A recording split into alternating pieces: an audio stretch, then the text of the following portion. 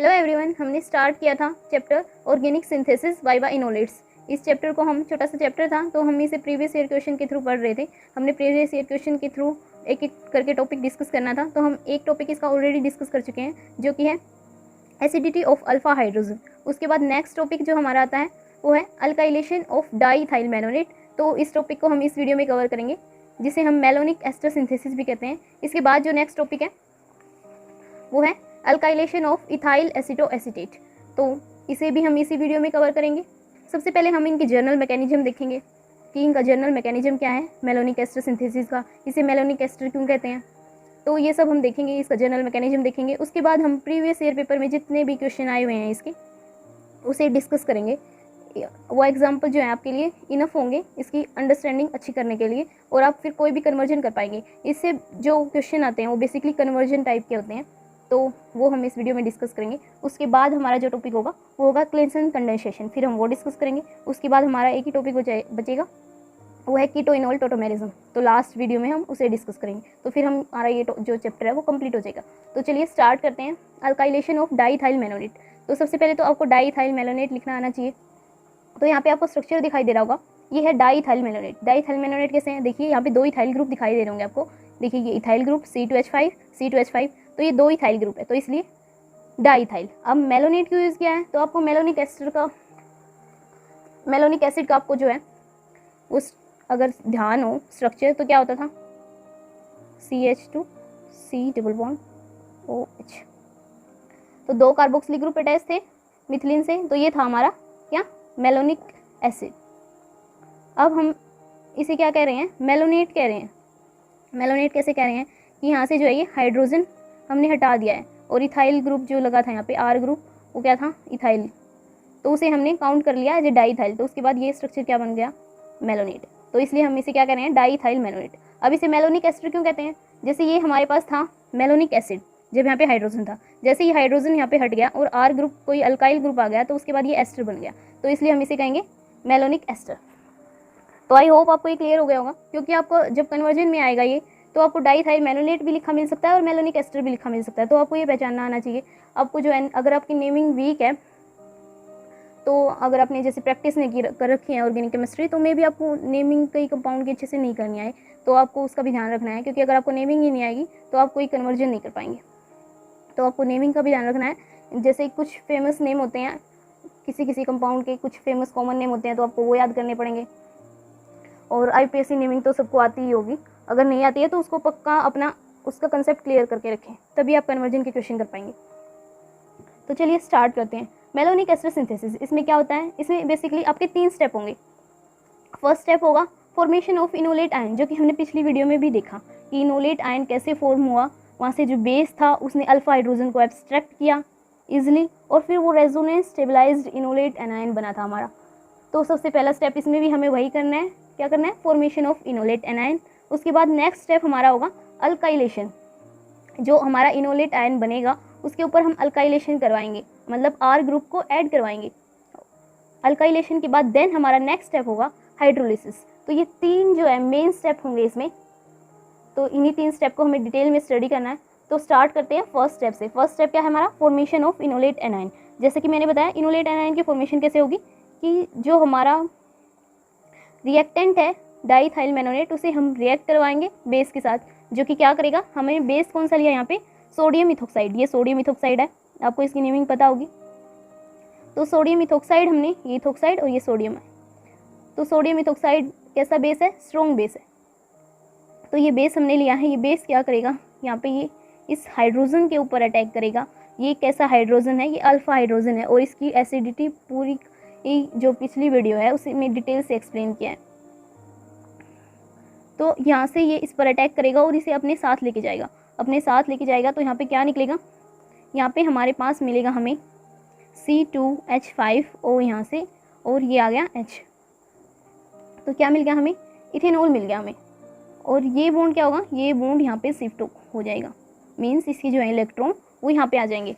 तो हमें स्ट्रक्चर क्या मिलेगा, और हमें मिलेगा हाइड्रोजन एक, उसके बाद कार्बन, इसके ऊपर 2 इलेक्ट्रॉन नेगेटिव चार्ज, क्योंकि यहाँ पे ये इलेक्ट्रॉन शिफ्ट हो गए हैं, और बाकी जो स्ट्रक्चर है वो हम एज इट इज़ लिख देंगे, एज इट इज़ स्ट्रक्चर लिख दिया हमने। तो ये हमारे पास क्या हो गया, ये हो गया हमारे पास इनोलेट एनायन। अब आपको पता है इसमें रेजोनेंस पॉसिबल है, यहाँ पे ये कार्बोनिल ग्रुप है तो इस कार्बोनिल ग्रुप के साथ क्या होगा, रेजोनेंस दिखाई गई। ये बॉन्ड यहाँ पे शिफ्ट होगा और फिर कार्बन और ऑक्सीजन के साथ जो ये डबल बॉन्ड होता है तो वो ऐसे, तो ये रेजोनेंस दिखा सकता है। इस कार्बोनिल पे भी ये नेगेटिव चार्ज डिलोकलाइज हो सकता है और इस कार्बोनिल पे भी जो ये नेगेटिव चार्ज है वो डिलोकलाइज हो सकता है। ये हम प्रीवियस वीडियो में ऑलरेडी डिस्कस कर चुके हैं, तो यहाँ पे इसने डिटेल से हम इसे डिस्कस नहीं करेंगे। तो ये नेगेटिवली चार्ज जो एनायन मिला हमें, इनोलेट मिला है, जो रेजोनेंस स्टेबलाइज्ड है, इसके साथ जो काउंटर आयन आएगा यहाँ पे सोडियम आयन। अब हम जनरली क्या करते हैं, इस नेगेटिव चार्ज को जो है यहाँ पे ना दिखा कर हम यहाँ पे दिखाते हैं। क्यों? क्योंकि डिलोकलाइज्ड है इसमें दोनों कार्बोनिल ग्रुप को पर, तो यहाँ पे हम क्या करते हैं, यहाँ पे ना दिखा के इसे यहाँ पे दिखा सकते हैं और यहाँ पे ये चार्ज बैलेंसेज के लिए सोडियम यहाँ पे आ गया। तो फर्स्ट स्टेप हमारा कंप्लीट हो गया। हमें क्या करना था, फॉर्मेशन ऑफ इनोलेट एनायन। तो हमें इनोलेट एनायन मिल गया है, ये हमारा इनोलेट एनायन। तो फर्स्ट स्टेप इज कंप्लीटेड। हमें यहाँ पे क्या मिला है, साइड प्रोडक्ट इथेनॉल। हमें ध्यान देना है कि हमारा क्या होगा, वीक एसिड से कभी भी स्ट्रॉन्ग एसिड नहीं बन सकता, बल्कि क्या होगा, स्ट्रॉन्ग एसिड से वीक एसिड बन सकता है। ऐसे ही स्ट्रॉन्ग बेस से जो है वो वीक बेस बन सकता है, पर वीक बेस से कभी भी स्ट्रॉन्ग बेस नहीं बन सकता। तो उसके अकॉर्डिंग हमें यहाँ पे बेस लेना है। तो यहाँ पे ये बेस सूटेबल था। ये सूटेबल कैसे था, यहाँ पे ये क्या है हमारा डाईइथाइल मेलोनेट। तो इसकी pKa वैल्यू होती है, pKa वैल्यू 13। और यहाँ पे हमें अब साइड प्रोडक्ट क्या मिला है, इथेनॉल। इसकी pKa वैल्यू होती है हमारे पास 16। तो अब देखिए pKa वैल्यू किसकी ज़्यादा है, इथेनॉल की। तो जितनी ज़्यादा pKa वैल्यू वो होगा उतना कम एसिडिक। तो ये हमारे पास क्या है, वीक एसिड। और ये हमारे पास इसकी कंपैरिजन में क्या है, स्ट्रॉन्ग एसिड। और ये स्ट्रॉन्ग एसिड क्यों है, क्योंकि इसके पास जो 2 इलेक्ट्रॉन विड्रॉइंग ग्रुप लगे हुए हैं वो अल्फा हाइड्रोजन की एसिडिटी को बढ़ा रहे हैं।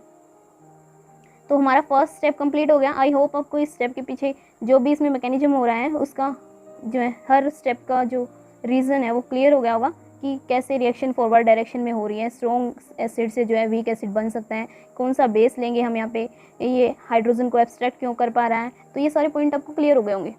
अब जो सेकंड स्टेप होता है हमारा वो होता है अल्काइलेशन। तो अल्काइलेशन दिखाना है हमें, वो देखिए हम कैसे दिखाएंगे।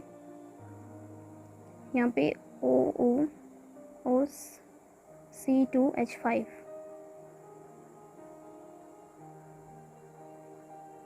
C2H5।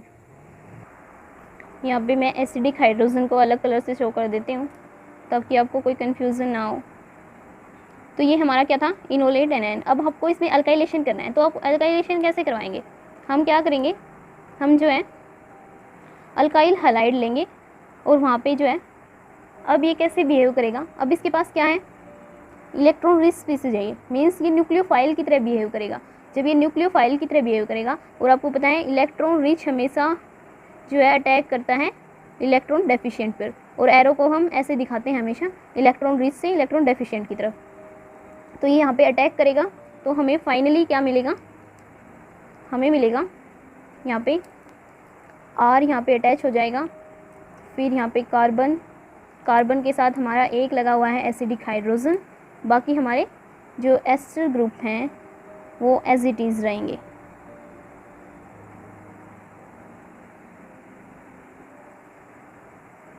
और यहाँ पे हेलोजन जो है वो बाहर निकल गया। अब आप देखोगे कि यहाँ पे जो ये Na था, यहाँ पे ये काउंटर आयन, तो यहाँ पे क्या निकला है, X नेगेटिव। तो ये NaX ऐसे कंबाइन करके बाहर निकल सकता है। और यहाँ पे हम क्या लेंगे, जैसे हमने ले लिया इथाइल, ले लेते हैं इथाइल, और हेलोजन क्या लें इसके साथ, आयोडीन ले लेते हैं। ठीक है, तो ये क्या हो गया, इथाइल आयोडाइड। अब यहाँ पे अटैक कैसे होगा वो देखिए। आपको पता है जो हेलोजन है उनकी इलेक्ट्रोनेगेटिविटी ज़्यादा होती है, वो एक इलेक्ट्रॉन लेके अपनी नोबल गैस कॉन्फ़िगरेशन में पहुंच जाते हैं, तो वो इलेक्ट्रॉन विड्रॉ करने की कोशिश करते हैं। तो ये इससे इलेक्ट्रॉन विड्रॉ करेगा अपने -I इफेक्ट के थ्रू। तो यहाँ पर क्या आ जाएगा, स्लाइटली पॉजिटिव चार्ज आ जाएगा, और यहाँ पर स्लाइटली नेगेटिव चार्ज आ जाएगा। और ये तो आपको पता ही है न्यूक्लियोफाइल की तरह बिहेव कर रहा है, तो ये क्या करेगा, ये स्लाइटली पॉजिटिव चार्ज पे ऐसे अटैक करेगा। अटैक करने के बाद जो है यहाँ पर जो है ये बॉन्ड की फॉर्मेशन स्टार्ट होगी, इस कार्बन के साथ बॉन्ड की फॉर्मेशन स्टार्ट होगी। जैसे ही बॉन्ड की फॉर्मेशन स्टार्ट होगी वैसे ही यहाँ पे बॉन्ड ब्रेक होना स्टार्ट होगा। मीन्स क्या होगा, जो ये बॉन्ड है, ये बॉन्ड तो बनना स्टार्ट होगा और जो ये बॉन्ड है ये ब्रेक होना स्टार्ट होगा। तो एक्चुअल में क्या होगा, मैं लिख के दिखा देती हूँ ऐसे यहाँ पे, और यहाँ पे हमारे पास क्या है CH2 CH3 और I। तो क्या होगा, ये बॉन्ड है इसकी फॉर्मेशन स्टार्ट होगी, यहाँ पे मैं लिख भी देती हूँ फॉर्मेशन, और यहाँ पे ब्रेकिंग। तो यहाँ पे फॉर्मेशन स्टार्ट होगी और ये ब्रेक होना स्टार्ट होगा। और ऐसा आपको पता है यहाँ पे कौन सा मैकेनिज्म हो गया, अब तक तो आप समझ गए होंगे। तो यहाँ पे कौन सा मैकेनिज्म फॉलो हो रहा है, SN2 मैकेनिज्म। जैसे ही ये बॉन्ड बनना स्टार्ट होगा वैसे ये बॉन्ड ब्रेक होना स्टार्ट होगा। इसे हम क्या कहते थे, ट्रांजिशन स्टेट। तो ये थी इस स्टेप की बात। अब आप देखेंगे SN2 मैकेनिज्म में, जैसे आपने बेसिक में पढ़ा होगा, हम क्या पढ़ते थे कि SN2 मैकेनिज्म में एक तरफ से बॉन्ड ब्रेक होना स्टार्ट हो रहा है, एक तरफ से बनना स्टार्ट हो रहा है। तो हमें इसमें जो है स्टीरिक हिंड्रेंस का ध्यान रखना पड़ता था। तो जो हमारे प्राइमरी अल्काइल हैलाइड होंगे वो हम इसमें प्रेफर करेंगे लेना। तो वहाँ पे जो है प्राइमरी अल्काइल हैलाइड को हम यहाँ पे करवा सकते हैं रिएक्शन, अल्काइलेशन के लिए हम उन्हें यूज़ कर सकते हैं। सेकेंडरी को भी हम यूज़ कर सकते हैं, लेकिन टर्शरी को हम यहाँ पे यूज़ नहीं कर सकते क्योंकि बहुत ज़्यादा स्टेरिक हिंड्रेंस हो जाएगी और वहाँ पे जो है एलिमिनेशन रिएक्शन के चांसेस जो हैं वो बढ़ जाएंगे। ज़्यादातर क्या होगा, वहाँ पे एलिमिनेशन रिएक्शन के चांसेस हो जाएंगे। जैसे कि मैं लिख के दिखाऊँ आपको, तो यहाँ पे एग्जांपल ले लेती हूँ मैं, CH3 CH3 CH3। तो ये आपका क्या है, टर्शरी अल्काइल, यहाँ पे पॉजिटिव चार्ज लगा लो तो टर्शरी कार्बोकैटायन, और यहाँ पे मैंने लगा दिया ब्रोमाइड X, तो ये RX। तो टर्शरी अल्काइल हैलाइड हो गया ये आपके पास। अब तो इसमें कैसे होगा, जैसे यहाँ पे ये नेगेटिव चार्ज था, अब ये यहाँ पे अटैक करेगा, इस हाइड्रोजन को लेगा। यहाँ पे 2 हाइड्रोजन अलग से लिख दिए मैंने और 1 हाइड्रोजन अलग लिख दिए। सपोज यहाँ पे अटैक हुआ तो क्या होगा, ये बॉन्ड जो है वो यहाँ पे शिफ्ट हो जाएगा और ये हाइड्रोजन जो है वो यहाँ पे चला जाएगा। तो यहाँ पे हमारे पास क्या बन जाएगा, CH2 CO, यहाँ पे भी CO OC2H5 OC2H5। तो ये हमारे पास एज इट इज़ वही आ गया जो हम लेके चले थे। तो यहाँ पे, और यहाँ पे क्या होगा, CH2, ये बॉन्ड यहाँ पे शिफ्ट हो गया तो डबल बॉन्ड CH3 CH3, और ये बॉन्ड जो होगा यहाँ से ऐसे निकल जाएगा।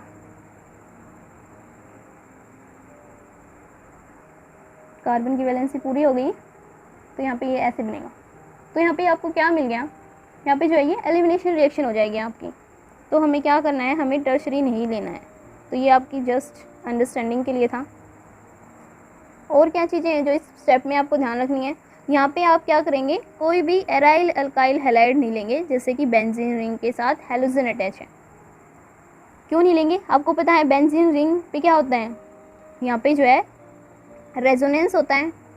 रेजोनेंस कैसे होता है, ये जो पाई इलेक्ट्रॉन है वो डीलोकलाइज्ड होते हैं। तो ये कैसे बिहेव करता है, ये एज ए इलेक्ट्रोफाइल बिहेव करता है। यहाँ पे हमेशा इलेक्ट्रोफिलिक सब्स्टिट्यूशन होगा, यहाँ पे कभी भी न्यूक्लियोफिलिक सब्स्टिट्यूशन नहीं होगा। और ना ही यहाँ पे एडिशन रिएक्शन होती है, क्योंकि ये एडिशन रिएक्शन के लिए ये डबल बॉन्ड जो है वो ब्रेक करना पड़ेगा, जिससे कि इसकी स्टेबिलिटी जो एरोमेटिक करैक्टर है वो लॉस हो जाएगा। तो इसलिए यहाँ पे हमेशा क्या होता है, न्यूक्लियोफिलिक सब्स्टिट्यूशन नहीं होता है, हमारे पास होता है इलेक्ट्रोफिलिक सब्स्टिट्यूशन। और नेक्स्ट इंपॉर्टेंट चीज़ क्या ध्यान रखनी है आपको इस स्टेप में, अब आप देखिए यहाँ पे आपको एक और अल्फा हाइड्रोजन दिखाई दे रहा होगा। अल्फा हाइड्रोजन कैसे है, यहाँ पे ये देखिए, ये 2 एस्टर ग्रुप है हमारे पास, इसकी रिस्पेक्ट में ये कार्बन है अल्फा कार्बन, और अल्फा कार्बन की रिस्पेक्ट में ये होगा, जैसे अगर यहाँ पे अगर एक ही कार्बन है तो इसे हम क्या कहेंगे, बीटा कार्बन, अगर और भी कार्बन है तो ऐसे ही गामा, डेल्टा, तो ऐसे नेमिंग करते हैं, आपको ये तो पता ही होगा। तो ये अल्फा कार्बन है, अल्फा कार्बन के साथ जो हाइड्रोजन अटैच होंगे उसे हम क्या कहेंगे, अल्फा हाइड्रोजन। जैसे कि हमारा एक अल्फा हाइड्रोजन यहाँ पे क्या किया था, बेस ने था अटैक किया था, अब्स्ट्रैक्ट कर लिया था हाइड्रोजन को, और हमारे पास फॉर्मेशन हुई थी इनोलेट एनायन की, रेजोनेंस स्टेबलाइज इनोलेट एनायन की। ऐसे ही हमारे पास क्या होगा, यहाँ पे भी हमारे पास फॉर्मेशन हो जाएगी इनोलेट एनायन की। कैसे होगी, क्योंकि यहाँ पे भी एक एसिडिक हाइड्रोजन है। अगर हमें ऐसा प्रोडक्ट चाहिए कि हमें एक और अल्काइल ग्रुप अटैच करवाने की ज़रूरत है, फॉर एग्जांपल यहाँ पे हमें एक और आर ग्रुप, कोई भी आर डैश, ओहो पेन भी खत्म हो गया, आर डैश ग्रुप जो है वो हमें अटैच करवाना है यहाँ पे। तो हम कैसे करवाएंगे, वैसे ही करवाएंगे जैसे कि हमने ये करवाया है, ये वाला आर जो है अटैच करवाया है। तो ये वाला आर कैसे अटैच करवाया हमने, पहले क्या किया हमने, इनोलेट एनायन की फॉर्मेशन की, तो इसे भी हम इनोलेट एनायन की फॉर्मेशन करवाएंगे। यहाँ पे हम बेस लेंगे, बेस सोडियम मिथॉक्साइड लिया है हमने, तो ये हम ले सकते हैं। और फिर इस हाइड्रोजन को एक्सट्रैक्ट करवाएंगे, यहाँ पे नेगेटिव चार्ज आ जाएगा और यहाँ पे आर डेक्स एक्स होगा और यहाँ पे ऐसे अटैक होगा, ये बॉन्ड बनना स्टार्ट होगा, ये बॉन्ड ब्रेक स्टार्ट होगी। तो जैसे कि एज इट इज़ यहाँ पे हुआ है तो वैसे ही होगा। तो हमारे पास जो है वो एक और अल्काइल ग्रुप अटैच हो जाएगा। तो ये था सेकंड स्टेप। अब सेकंड स्टेप में हमने किन किन बातों का ध्यान रखना है वो हम देख चुके हैं कि हमें प्राइमरी अल्काइल हैलाइड ले सकते हैं, सेकेंडरी ले सकते हैं, टर्शरी नहीं ले सकते। और सेकेंडरी में भी आपको जो है कम यील्ड मिलेगी, हमें प्रेफरेंस किसे देनी है, प्राइमरी को। यहाँ पे SN2 मैकेनिज्म हो रहा है, जो है अराइल हैलाइड हम यहाँ पे नहीं लेंगे क्योंकि वो हमेशा इलेक्ट्रोफिलिक सब्सटीट्यूशन शो करते हैं, न्यूक्लियोफिलिक सब्सटीट्यूशन शो नहीं करते। टर्शरी में यहाँ पे एलिमिनेशन हो जाता है, तो एलिमिनेशन रिएक्शन हो जाती है, तो इसलिए हम यहाँ पे टर्शरी भी नहीं लेते।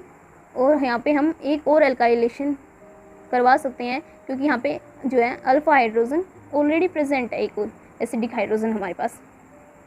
तो हमें प्रोडक्ट की, जैसा भी हम प्रोडक्ट बनाना चाहते हैं उसके अकॉर्डिंग हम देख लेंगे कि हमें सेकंड अल्काइलेशन स्टेप करवाने की ज़रूरत है या नहीं है। अब थर्ड स्टेप देखते हैं हम। थर्ड स्टेप हमारा क्या है, थर्ड स्टेप है हमारा हाइड्रोलिसिस।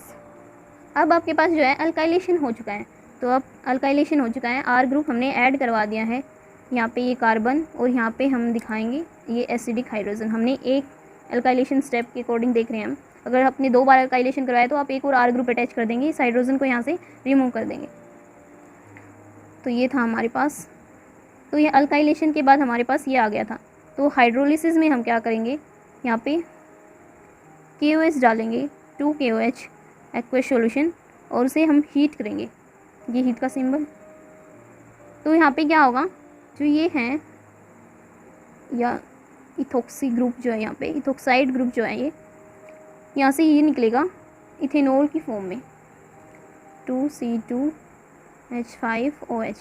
ये कैसे निकलेगा, और यहाँ पे क्या बनेगा हमारे पास, R एज इट इज़। ये स्टेप अभी मैं आपको डिटेल में करवाऊंगी क्योंकि इस स्टेप में जो है काफ़ी कन्फ्यूजन रहता है कि यहाँ पे OH कैसे आया है, OK कहाँ से आया है, मीन्स कौन से बॉन्ड जो है यहाँ पे ब्रेक हुए हैं, तो इसमें काफ़ी कन्फ्यूजन रहता है, तो वो मैं आपको अभी क्लियर कर दूँगी। यहाँ पे जो ये OK आया है, तो ये कैसे आया है उससे पहले हम देख लेते हैं। यहाँ पे हम OK आने के बाद यहाँ पे डाइल्यूट HCl डालेंगे, डाइल्यूट HCl से क्या होगा, यहाँ से KCl निकल जाएगा और हाइड्रोजन यहाँ पे अटैच हो जाएगा, तो हमें क्या प्रोडक्ट मिलेगा, यहाँ पे COOH, यहाँ पे भी COOH। तो ये क्या हुआ है कि जो ये K है, ये भी K यहाँ पे Cl के साथ निकल जाएगा, तो 2Kl- होंगे। तो हमारे पास ये क्या आ गया, अब हमारे पास डाई कार्बोक्सिलिक एसिड मिल गया हमें। तो इतना आपको क्लियर है। ये स्टेप मैं अभी बताती हूँ, ये OK कैसे आया है, यहाँ पे क्या मैकेनिज्म हुआ है। तो यहाँ पे बेसिकली क्या होगा, यहाँ पे जो ये KOH है, ये बॉन्ड जो है यहाँ से ब्रेक होगा, ऐसे ये बॉन्ड ब्रेक होगा और यहाँ पे आपका क्या आएगा, OK, और यहाँ पर आएगा आपका हाइड्रोजन। देखिए ये कैसे आएगा, अभी मैं बताती हूँ आपको। तो ये मैंने लिख दिया है, हमें जो अल्काइलेशन के बाद ये मिला था। हाइड्रोलिसिस कैसे करवाएंगे हम, KOH डालेंगे प्लस हीट करवाएंगे इसे, तो हमें ये ऐसे मिलता जाएगा। तो यहाँ पे KOH आपको पता है कि कैसे होता है, K positive OH negative hydroxide, ऐसे NaOH से रिलेट कर सकते हैं आपको, तो ये आपको पता होगा। तो यहाँ पे क्या होगा, ये जो OH नेगेटिव है ये अटैक करेगा यहाँ पे कार्बोनिल पे, यहाँ पे इस कार्बोनिल पर भी अटैक कर सकता है, इस कार्बोनिल पर भी, दोनों ही कार्बोनिल पर अटैक कर सकते हैं, तो ये दोनों ही हो सकते हैं। तो यहाँ पे हमने क्या लिया इसलिए 2 KOH। तो मैं एक का दिखा रही हूँ आपको, जो ये नीचे वाला ग्रुप लिखा है मैंने, इस पर दिखा रही हूँ मैं आपको। तो यहाँ पे OH नेगेटिव आयन जो है वो अटैक करेगा कार्बोनिल पे। कार्बोनिल पे क्यों करेगा, यहाँ पे जो है ऑक्सीजन जो है वो हाईली इलेक्ट्रोनेगेटिव है एज़ कम्पेयर टू कार्बन, तो वो कार्बन से इलेक्ट्रॉन को विड्रॉ करेगी। यहाँ पे क्या आएगा, स्लाइटली पॉजिटिव चार्ज आएगा और ये एज ए न्यूक्लियोफाइल बिहेव करेगा और यहाँ पे अटैक करेगा। तो यहाँ पे जब ये अटैक करेगा तो आपको पता है यहाँ पे कार्बन के R से ज़्यादा तो बॉन्ड हो नहीं सकते, तो ये बॉन्ड जो है वो यहाँ पे शिफ्ट हो जाएगा और आपको स्ट्रक्चर कुछ ऐसा मिलेगा। ये OH यहाँ पे अटैच हो गया है और जो ये बॉन्ड था यहाँ पे शिफ्ट हो गया है, जिसकी वजह से यहाँ पे नेगेटिव पे, यहाँ पे ऑक्सीजन पे नेगेटिव चार्ज आ गया है। तो क्या होगा फिर उसके बाद, ये नेगेटिव चार्ज आपको पता है पाई इलेक्ट्रॉन जो है वो पाई बॉन्ड जो वीक होते हैं वो ईजिली दोबारा से ये जो है बैक बॉन्डिंग कर सकते हैं। तो ये जो है नेगेटिव चार्ज वापस से आएगा, यहाँ पे बैक बॉन्डिंग होगी और जो ये बॉन्ड है फिर से 5 बॉन्ड हो जाएंगे कार्बन के। अगर यहाँ पे बॉन्ड बन गया तो फिर क्या होगा, ये बॉन्ड यहाँ से ब्रेक होगा, इसके ऊपर नेगेटिव चार्ज आ जाएगा, तो ये इथोक्साइड की तरह जो है बाहर निकल जाएगा और यहाँ पे हमें डबल बॉन्ड मिल जाएगा दोबारा से। तो स्ट्रक्चर हमें कैसा मिलेगा, ये ऐसे, यहाँ पे OH अटैच हो गया है और ये ऑक्सीजन में जो नेगेटिव चार्ज था वो वापस से आ गया है, यहाँ पे डबल बॉन्ड बन गया है। और जो है ये बॉन्ड कैसे ब्रेक हुआ है, यहाँ पे ये बॉन्ड ब्रेक हुआ है, नेगेटिव चार्ज लिया है, तो ये एज इथोक्साइड आयन बाहर आ गया है। तो नेक्स्ट स्टेप हमारे पास क्या होगा, अब देखिए यहाँ पे ये क्या बन गया है, ये आप देखिए कार्बोक्सिलिक एसिड बन गया है। ये ध्यान से देखिए आप इसे थोड़ा रोटेट करके तो देखेंगे कि आप ये क्या बन गया है, कार्बोक्सिलिक एसिड बन गया है। और यहाँ पे ये क्या बन गया है, ये बेस बन गया है, इथोक्साइड बेस होता है ना, तो ये बेस बन गया है। तो यहाँ पे क्या हो सकता है, यहाँ पे जो है एसिड बेस रिएक्शन हो सकती है। एसिड बेस रिएक्शन कैसे, जो ये हाइड्रोजन है ये इथोक्साइड आयन जो है वो ले लेगा तो ये बेस और ये दे देगा तो एसिड। तो एसिड बेस रिएक्शन होने के बाद हमें क्या मिलेगा, यहाँ पे इथेनॉल मिलेगा। यहाँ पे नेगेटिव चार्ज है तो ये काउंटर जो है आयन क्या आएगा, यहाँ पे पोटाशियम आएगा। यहाँ पे हमारे पास KOH था ना, ये था एक ग्रुप के लिए, दूसरे ग्रुप के लिए भी ऐसे ही होगा और हमारे पास जो है जो 2 इथेनॉल मॉलिक्यूल हमें मिल जाएंगे। तो जो ये हमें साल्ट मिला है, अगर हम इसमें डाइल्यूट HCl डालेंगे तो यहाँ पे KCl निकल जाएंगे और आपको क्या मिलेगा, डाई कार्बोक्सिलिक एसिड। अब इसके बाद क्या होगा वो देखते हैं हम। हाइड्रोलिसिस के बाद जो फाइनल स्टेप होगा हमारा वो होगा डीकार्बोक्सिलेशन। डीकार्बोक्सिलेशन में क्या होता है, D means removal, carboxylation means carboxy group का मीन्स क्या है, CO2 ग्रुप जो है वो रिमूव हो जाएगा, यहाँ पे गैस निकलेगी। और जब भी आपको पता है, जब भी आप 2 ऐसे कार्बोक्सिलिक ग्रुप देखेंगे कि कार्बन पर अटैच, तो वो क्या होते हैं, वो हाईली अनस्टेबल होते हैं। तो वहाँ पे क्या होता है, वहाँ पे हमेशा ही आपको जो है कार्बन डाइऑक्साइड गैस रिलीज़ करवा देनी है। इससे क्या होगा, इससे रिएक्शन की जो है वो एंट्रोपी बढ़ेगी सिस्टम की और जो है वो रिएक्शन फेवरेबल होगी, थर्मोडायनेमिकली स्टेबल होगा, स्टेबिलिटी आएगी। तो यहाँ पे क्या होगा, ये CO2 यहाँ पे निकल गया, ये CO2 यहाँ पे निकल गया, तो यहाँ पे हाइड्रोजन CH2 और ये कार्बोक्सिलिक ग्रुप। तो यहाँ पे डीकार्बोक्सिलेशन होगा। डीकार्बोक्सिलेशन के लिए जो जनरल टेम्परेचर आप हमेशा लिखेंगे वो होगा 423 to 473 केल्विन। हीट जस्ट ऐसे भी लिख सकते हैं हम, हीट लिख के डीकार्बोक्सिलेशन CO2। तो हमें क्या मिल गया यहाँ पे फाइनल प्रोडक्ट हमारा जो है मोनोकार्बोक्सिलिक एसिड। तो ये था हमारा मेलोनिक एस्टर सिंथेसिस। इसमें हमने क्या किया, मेलोनिक एस्टर से हमने जो है एसिड की फॉर्मेशन की और उस एसिड में जो यहाँ पे हम ये R ग्रुप ले रहे हैं, यहाँ पे हम एक और R ग्रुप लगा सकते हैं। तो ये R ग्रुप जो है वो हम अपने अकॉर्डिंग लगा सकते हैं। तो हमारा फिक्स पोर्शन जो है ये हमारा फिक्स रहेगा और इसे हम चेंज कर सकते हैं R ग्रुप को। तो हमें फिक्स इसमें क्या मिलेगा, CH2COOH। तो यहाँ पे इसे क्या कह सकते हैं, इथेनोइक एसिड। तो इथेनोइक एसिड जो है हमें फिक्स मिलेगा, उसके जो है R ग्रुप जो है उस पर हम अपने अकॉर्डिंग लगा सकते हैं जो भी प्रोडक्ट हमें फॉर्म करना है। तो ऐसे ही आपको क्वेश्चन मिलेंगे एग्जाम में जहाँ पे आपको डिफरेंट एसिड बनाने होंगे मेलोनिक एस्टर सिंथेसिस के थ्रू डाई इथाइल मेलोनेट से। तो क्वेश्चन देखते हैं एक बार।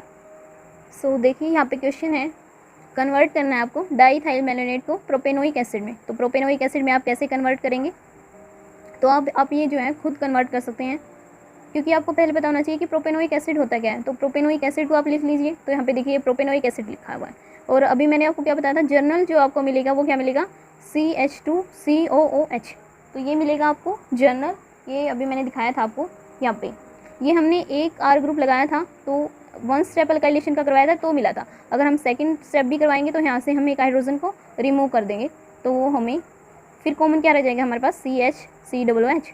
लेकिन हम एक ही स्टेप करवा रहे हैं तो हमारे पास क्या रहेगा, CH2COOH। तो ये हमारे पास जो है वो जर्नल है वो हमें कैसे मिल जाएगा, वो हमें डाई इथाइल मेलोनेट से ही मिल जाएगा। तो हमें यहाँ पे R ग्रुप क्या इंट्रोड्यूस करवाना है, मिथाइल इंट्रोड्यूस करवाना है। तो आपको पता चल गया होगा हमें एक ही अल्काइलेशन स्टेप की यहाँ पे रिक्वायरमेंट है।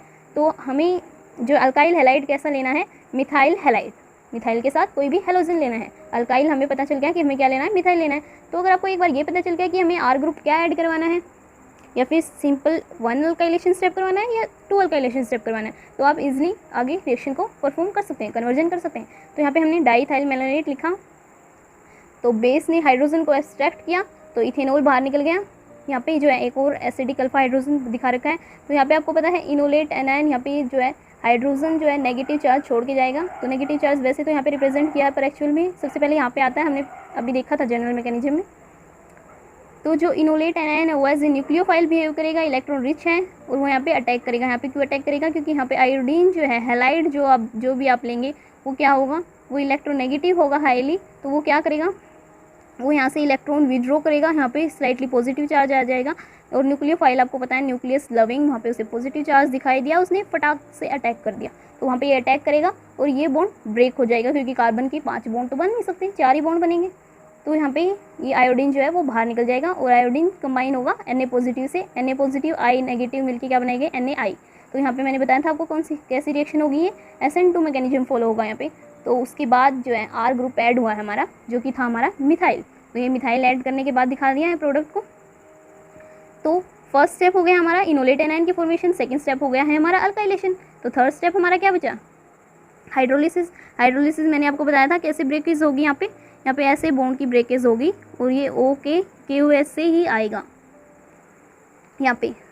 तो हाइड्रोलिसिस होगा तो हमारे पास क्या होगा, ये ऐसे यहाँ पे ब्रेकेज होगी, इथोक्साइड आयन बाहर निकलेगा, उसके साथ क्या आ जाएगा, हाइड्रोजन एसिड की फॉर्मेशन होगी यहाँ पे। एसिड से फिर ये हाइड्रोजन ले लेगा और क्या बना लेगा, साल्ट बना लेगा।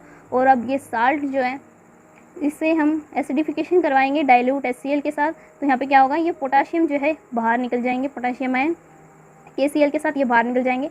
तो और यहाँ पे जो हाइड्रोजन था HCl में वो यहाँ पे आ जाएगा इनकी जगह। तो हमें क्या मिलेगा, हमें मिलेगी di carboxylic acid. Di carboxylic acid आपको पता है, अगर एक ही कार्बन पे 2 कार्बोक्सिलिक ग्रुप प्रेजेंट हो तो हमें क्या करना होता है, हमें वहाँ से जो है गैस निकाल देनी होती है, कार्बन डाइऑक्साइड। तो हम यहाँ पे क्या करेंगे, डी कार्बोक्सिलेशन स्टेप परफॉर्म किया हमने।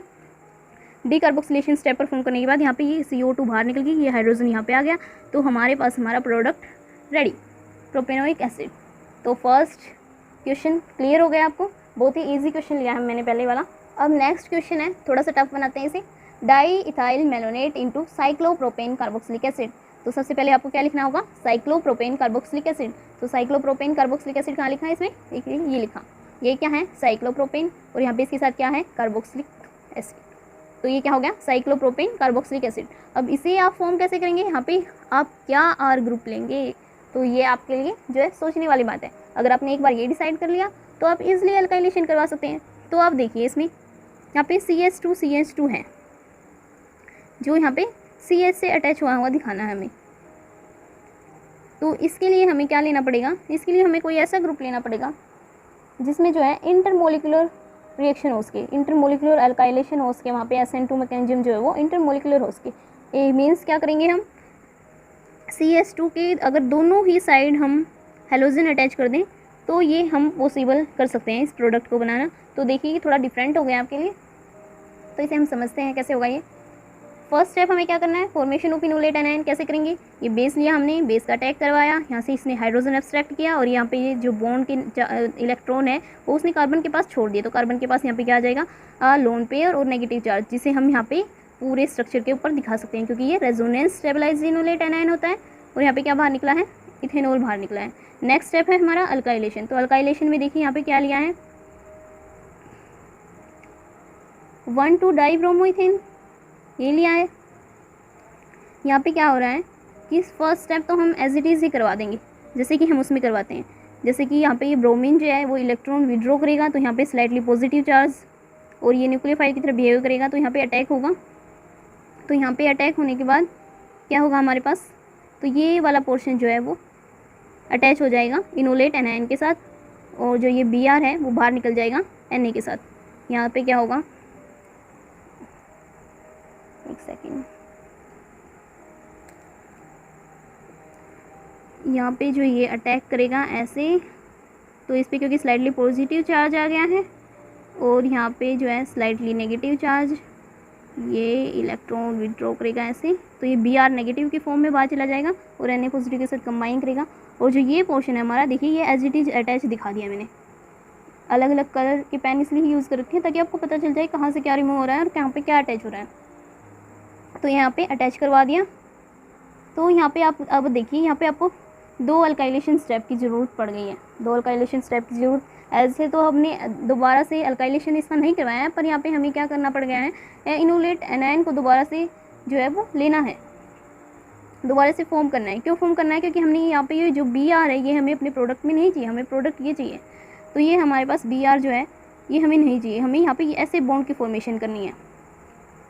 तो हम इस Br ग्रुप को हटाने के लिए क्या करेंगे, दोबारा से जो है इनोलेट एनायन की फॉर्मेशन करेंगे। दोबारा से इनोलेट एनायन की फॉर्मेशन करने के लिए हमें क्या करना होगा, हमें बेस लेना होगा। बेस क्या करेगा, यहाँ से हाइड्रोजन को एब्स्ट्रैक्ट करेगा। कौन से हाइड्रोजन को, अल्फा हाइड्रोजन को। अल्फा हाइड्रोजन एसिडिक हाइड्रोजन, तो अल्फा हाइड्रोजन को जो है बेस एब्स्ट्रैक्ट करेगा, यहाँ पे क्या निकल जाएगा, इथेनॉल निकल जाएगा। और यहाँ पे अगर ये एब्स्ट्रैक्ट करेगा तो यहाँ पे आपको पता है कार्बन के पास क्या आ जाएगा, लोन पेयर और नेगेटिव चार्ज। ऐसे लोन पेयर और नेगेटिव चार्ज आ जाएगा कार्बन के पास। अब ये जो है ये with in the molecule attack कर सकता है। यहाँ पे ये एज ए न्यूक्लियोफाइल बिहेव करेगा। यहाँ पे भी ये एज ए न्यूक्लियोफाइल बिहेव कर रहा था, पर यहाँ पे ये क्या कर रहा था, इस जो अल्काइल ग्रुप था ये जो 2 हैलोजन के साथ, तो इस पे ये अटैक कर रहा था। यहाँ पे इसे पॉजिटिव चार्ज मिल रहा था, पर यहाँ पे देखेंगे आप इसे पॉजिटिव चार्ज यहीं पे मिल जाएगा, क्योंकि यहाँ पे देखिए ब्रोमीन ज़्यादा इलेक्ट्रोनेगेटिव है, इसके ऊपर क्या आएगा, माइनस चार्ज स्लाइटली, और इसके ऊपर पॉजिटिव चार्ज। तो यहाँ पे ये क्या करेगा, slightly positive charge slightly negative charge. तो यहाँ पे इसे विद इन द मॉलिक्यूल ही जो है वो न्यूक्लियोफाइल को पॉजिटिव चार्ज मिल रहा है, तो वो यहाँ पे अटैक करेगा और ये जो है बॉन्ड यहाँ पे ब्रोमीन ये इलेक्ट्रॉन लेके चला जाएगा Br नेगेटिव की फॉर्म में। तो Br नेगेटिव की फॉर्म में बाहर जाएगा, और यहाँ पे ये Na है, क्योंकि यहाँ पे हमने Na लिया है, सोडियम इथॉक्साइड लिया है, तो ये NaBr बाहर निकल जाएगा। तो ये थी इंटरमोलिकुलर SN2 मैकेनिज्म। यहाँ पे क्या हो रहा है, यहाँ पे भी SN2 मैकेनिज्म हो रहा है, पर कैसा, इंटरमोलिकुलर मीन्स क्या है, with in the molecule, same molecule में ही न्यूक्लियोफाइल जो है अटैक कर रहा है, क्योंकि उसे पॉजिटिव चार्ज जो है वो वहीं पर मिल गया है। तो यहाँ पे क्या होगा, NaBr बाहर निकलेगा। और फिर नेक्स्ट स्टेप हमारा क्या होता है, जैसे कि हमेशा होता है हाइड्रोलिसिस। हाइड्रोलिसिस हम करवाएंगे तो हमारे पास क्या आएगा, जो ये इथोक्साइड बाहर निकलेगा, यहाँ पे के आ जाएंगे, मीन्स यहाँ पे क्या होगा, ये साल्ट की फॉर्मेशन हो जाएगी। साल्ट की फॉर्मेशन कैसे होगी वो मैं आपको पहले भी बता चुकी हूँ। यहाँ पे क्या होगा, ये ऐसे आ जाएगा CH2 और यहाँ पे हमने, क्योंकि यहाँ पे हाइड्रोजन जो है निकाल लिया है, तो अभी हम यहाँ पे हाइड्रोजन नहीं लिखेंगे। और हमारे पास क्या था, ओ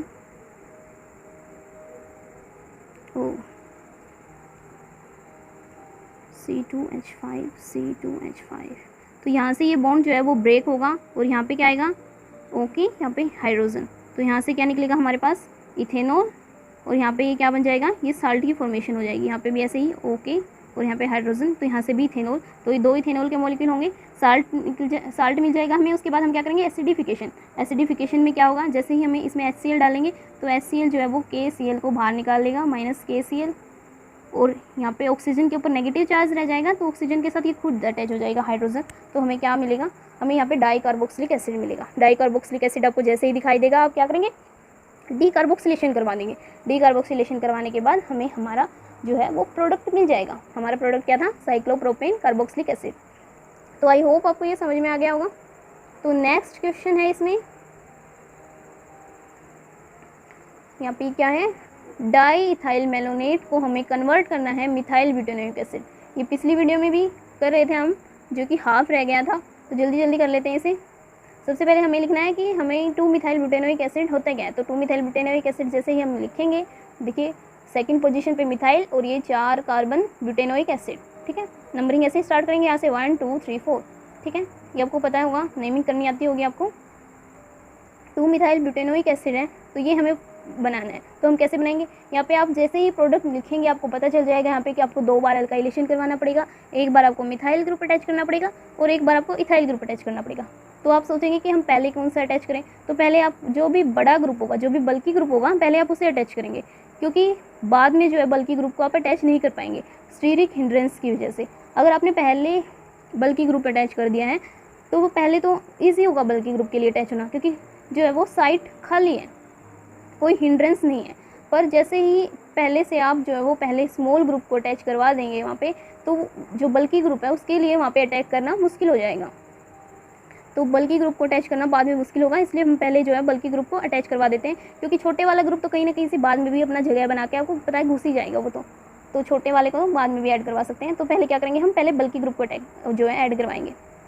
तो ये हमने लिख लिया डाईइथाइल मेलोनेट, और ये हमने लिख लिया प्रोडक्ट। तो ये हमें प्रोडक्ट बनाना है, तो हमें पता है 2 बार अल्काइलेशन करवाना है, एक बार इथाइल ग्रुप अटैच करवाना है, एक बार मिथाइल ग्रुप अटैच करवाना है। सबसे पहले हम क्या करेंगे, इथाइल ग्रुप को अटैच करवाएंगे। इथाइल ग्रुप को अटैच कैसे करवाएंगे और मिथाइल ग्रुप को अटैच कैसे करवाएंगे, ये आपको पता चल गया होगा। अभी जल्दी जल्दी से देखते हैं। यहाँ पे बेस लिया है sodium ethoxide as usual, hydrogen को अब्स्ट्रैक्ट किया, ये जो बॉन्ड है यहाँ पे इलेक्ट्रॉन इसने शिफ्ट किए, यहाँ पे इथेनॉल जो है बाहर निकल गया, और जैसे इथेनॉल बाहर निकला यहाँ पे क्या होगा, इनोलेट एनायन की फॉर्मेशन होगी। इनोलेट एनायन ये रेजोनेंस स्टेबलाइज है, यहाँ पे जो ये नेगेटिव चार्ज जो लोन पेयर आए थे ये रेजोनेंस में पार्टिसिपेट कर सकते हैं, आपको पता है। फिर यहाँ पे क्या कि ये एज ए न्यूक्लियोफाइल बिहेव करेगा, एज ए न्यूक्लियोफाइल बिहेव करेगा, जहाँ पे इसे पॉजिटिव चार्ज दिखेगा वहीं पे ये जो है अटैक कर देगा जल्दी से। यहाँ पे जो है स्लाइटली पॉजिटिव चार्ज है, यहाँ पे स्लाइटली नेगेटिव चार्ज है। यहाँ पे स्लाइटली पॉजिटिव चार्ज किसकी वजह से है, हेलोजन की वजह से है, जो कि है आयोडीन। आयोडीन यहाँ से इलेक्ट्रॉन विड्रॉ करेगा माइनस आई इफेक्ट के थ्रू, जिसके बाद क्या होगा, यहाँ पे जो है स्लाइटली पॉजिटिव चार्ज आ जाएगा, और स्लाइटली पॉजिटिव चार्ज देखते ही ये न्यूक्लियोफाइल इनोलेट एनायन यहाँ पे अटैक कर देगा। जैसे ये अटैक करेगा यहाँ पे ये बॉन्ड फॉर्मेशन स्टार्ट होगी, ये बॉन्ड बनना स्टार्ट होगा, और ये बॉन्ड जो है वो ब्रेक होना स्टार्ट हो जाएगा। तो यहाँ पे क्या निकलेगा, Na पॉजिटिव और I नेगेटिव बाहर निकल जाएगा। और यहाँ पे मैकेनिज्म कौन सा हो रहा है, ये SN2 मैकेनिज्म हो रहा है। तो नेक्स्ट स्टेप हमारा क्या है, नेक्स्ट स्टेप हमारा है हमें दोबारा से अल्काइलेशन करवाना है। दोबारा से अल्काइलेशन करवाने के लिए हमें क्या करना पड़ेगा, पहले इनोलेट एनायन बनाना पड़ेगा, तभी हम अल्काइलेशन करवाएंगे। तो हम फिर से बेस से रिएक्शन करवाएंगे। यहाँ पे एक और एसिडिक हाइड्रोजन बचा है, देखिए यहाँ पे स्टार्टिंग में 2 एसिडिक हाइड्रोजन से एक हमने पहले निकाल लिया, तो हमारे पास एक एसिडिक बचा रह गया था। तो ये एक एसिडिक जो बचा हुआ है एसिडिक हाइड्रोजन, इसे हम बेस के थ्रू निकाल लेंगे। तो बेस की हेल्प से हमने ये हाइड्रोजन निकाल लिया। जैसे कि यहाँ पे हुआ था ऐसे ही होगा कि यहाँ हाइड्रोजन पे अटैक करेगा, यहाँ पे ये बॉन्ड जो है वो इलेक्ट्रॉन यहाँ पे शिफ्ट करेंगे अपने, तो एज इट इज़ होगा यहाँ पे भी। तो ऐसे ही इनोलेट एनायन की फॉर्मेशन हो जाएगी। तो यहाँ पे इलेक्ट्रॉन और यहाँ पे नेगेटिव चार्ज, तो ये दोबारा से हमारा रेजोनेंस स्टेबलाइज इनोलेट एनायन बन गया है। ये जो नेगेटिव चार्ज है इस कार्बोनिल ग्रुप पे भी डिलोकलाइज हो सकता है ऐसे ऐसे, और इस पे भी हो सकता है ऐसे ऐसे, ठीक है। तो दोनों पे डिलोकलाइज हो सकता है ये। अब नेक्स्ट हमें अल्काइलेशन करवाना है, उसमें हमें क्या लेना है, मिथाइल ग्रुप लेना है। तो मिथाइल आयोडाइड लिया है, यहाँ पे SN2 मैकेनिज्म होगा दोबारा से, ये न्यूक्लियोफाइल यहाँ पे अटैक करेगा, यहाँ पे स्लाइटली पॉजिटिव चार्ज आएगा। जैसे ये अटैक करेगा ये बॉन्ड फॉर्मेशन स्टार्ट होगी, और ये बॉन्ड जो है यहाँ से ब्रेक होना स्टार्ट होगा। ये साइमल्टेनियस प्रोसेस होगी, जैसे जैसे बॉन्ड बनता जाएगा वैसे ये बॉन्ड ब्रेक होता जाएगा। तो ये Na पॉजिटिव और I नेगेटिव यहाँ से बाहर निकलेगा, तो हमारे पास हमें यहाँ पे मिथाइल ग्रुप अटैच हुआ मिल जाएगा। तो यहाँ पे हम हाइड्रोजन नहीं लिखेंगे क्योंकि हमने दोनों ही हाइड्रोजन जो है वो निकाल दिए हैं।